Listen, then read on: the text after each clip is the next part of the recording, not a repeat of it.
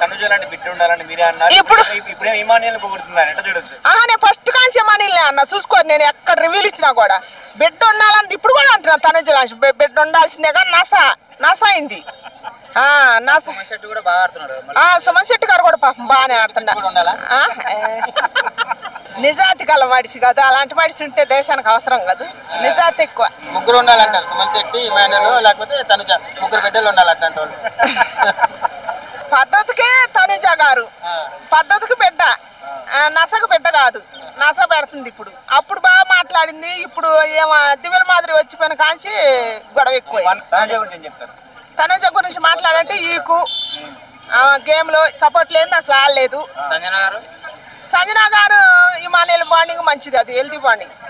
వాళ్ళిద్దరు తల్లి కొడుకు, అసలు ఇంతవరకు ఏం అనుకోలేదు వాళ్ళు. ఇమానియల్ కూడా మంచిగా ఆడుతున్నారు, కన్నింగ్ గేమ్ అస్సలు కాదు, సొంతంగానే ఆడుతుండ. ఆయన సపోర్ట్ కూడా ఏం కాదు. రాము రాథోడ్ పాపం అన్యాయం అయిపోయింది. తనుజ లాగా ఆడలేడు అంట, చెప్తుండే ఆయనే.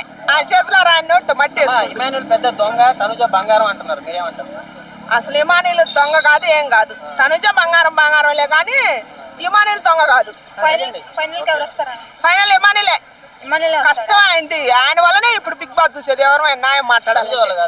తనుజ వల్ల నేనేం చేత కిడ్నెస్ ఉంటే ఉంది కానీ ఇమానియల్ ఎంటర్టైన్మెంట్ చేస్తాడు, గేమ్ ఆడుతుండు, అన్ని వస్తున్నాయి. ఆయనకు న్యాయం అయితే ఆయనకే రావాలి కప్పు.